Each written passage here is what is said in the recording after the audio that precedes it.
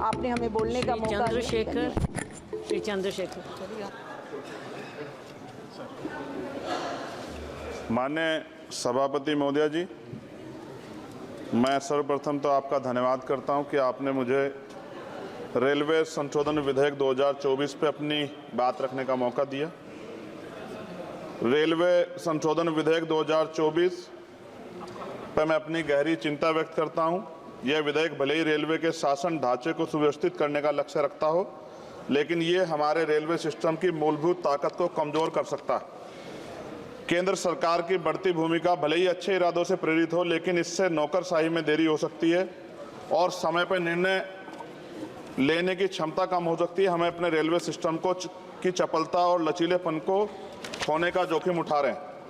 Railway board में सदस्यों की नियुक्ति मैं मंत्री जी से पूछना चाहता हूं कि क्या SC, ST, OBC और महिलाओं को इस बोर्ड में जगह मिलेगी? रेलवे बोर्ड सदस्यों की नियुक्ति शासन का एक महत्वपूर्ण पहलू है।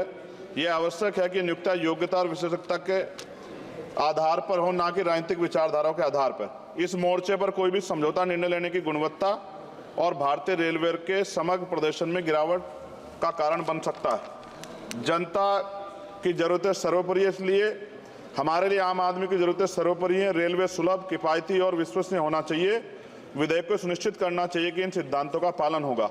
हालांकि विधेयक का उद्देश्य अच्छा हो सकता है, लेकिन इससे संभावित परिणाम दूरगामी है। हमें सावधानीपूर्वक आगे बढ़ना चाहिए और सुनिश्चित करना चाहिए कि सुधार रेलवे के मूल तत्वों को कमजोर ना करें। साथ साथ सभापति महोदया, जिस लोकसभा क्षेत्र से मैं आता हूं, नगीना, वो बहुत पिछड़ा हुआ क्षेत्र है। वहाँ के युवा, किसान, महिलाएं, मजदूर जीवन यापन करने के लिए कठिनाइयों का सामना करना पड़ता है उनको। इसलिए मैं माननीय मंत्री जी से मांग करूंगा कि नजीबाबाद से मुंबई और जम्मू के लिए ट्रेन चलाई जाए। साथ साथ नजीबाबाद स्टेशन गढ़वाल का प्रवेश द्वार है। मैं आपसे आग्रह करूंगा कि वहां जल भराव की समस्या होती है स्टेशन पे, उसकी देखरेख की जाए। बेगमपुरा एक्सप्रेस वाराणसी टू जम्मू तवी का स्टॉपेज वहां हो। दिल्ली जाने के लिए सुबह में कोई ट्रेन नहीं है, मुझे भी आना पड़ता है तो बहुत परेशानी का सामना करना पड़ता है अक्सर, जब मैं कोशिश करता हूं कि सेशन में चला जाऊं, क्योंकि ये रेलवे की सुविधा आपने उपलब्ध कराई है। जलालाबाद क्रॉसिंग पे ओवरब्रिज बनना चाहिए। धामपुर में 2 जगह पे समस्या है सर, कई घंटे खड़ा होना पड़ता है, ओवरब्रिज की आवश्यकता है वहाँ। नगीना में ओवरब्रिज की जो कोतवाली वाला क्षेत्र है उसमें, सेहोरा में ओवरब्रिज की दिक्कत है, किरतपुर में है। और बैकलॉग सर बहुत इंपॉर्टेंट विषय है। रेलवे का बैकलॉग जल्दी जल्दी भरना चाहिए। जनरल कोच बढ़ाए जाने चाहिए, क्योंकि बहुत बड़ी आबादी रेलवे में सफ़र करती है।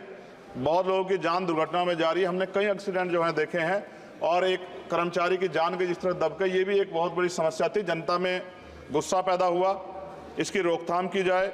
गरीब यात्रा करने के लिए जाता है, अंतिम यात्रा ना हो जाए, इस बात का हमें ध्यान रखना पड़ेगा।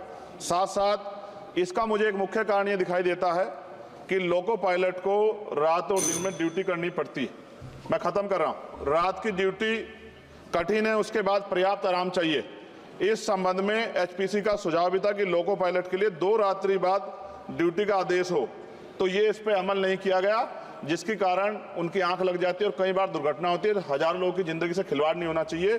कोरोना काल में बंद गई ट्रेन पुनः चालू की जाए, और SC, ST, OBC के बच्चों को जो पहले पास मिलते थे, जब कई कंपटीशन की तैयारी के लिए वो पेपर देने जाते थे, मिलते तो बंद कर दिए। सरकार कहती है हम दलित पिछड़ों के हितैषी हैं, लेकिन जब सरकार उनके बच्चों के आगे तरक्की के रास्ते बंद कर दी तो कैसे चलेगा? और जिस तरह लगातार निजीकरण हो रहा है, इस निजीकरण से सरकारी नौकरी खत्म हो जाएगी रेलवे में, तो ये दलित पिछड़ों के बच्चे कहाँ जाके बैठे, कौन सी कुर्सी बैठे? आज भी देश में सामाजिक गैर बराबरी है। तो मैं इसलिए मंत्री से मांग करता हूँ कि आपने नजीबाबाद में वंदे भारत का स्टॉपेज दिया, इसके लिए मैं आपका धन्यवाद करता हूँ। लेकिन ये भी, इसके अलावा हमने कई मांग उठाई थी, लेकिन उन पर कोई कार्रवाई नहीं हुई। तो मंत्री जी, पार्टी से अलग हटके आप सोचें कि उस क्षेत्र का भी तरक्की होनी चाहिए, ये भी आपके अधिकार क्षेत्र का मामला है। मैं दोबारा सभापति महोदय को धन्यवाद देता हूं और माननीय मंत्री से आग्रह करता हूं कि हमारी मांगों पर ध्यान दें और उस क्षेत्र में अवसर पैदा हो, इसका ख्याल रखें। बहुत बहुत धन्यवाद। पप्पू यादव जी।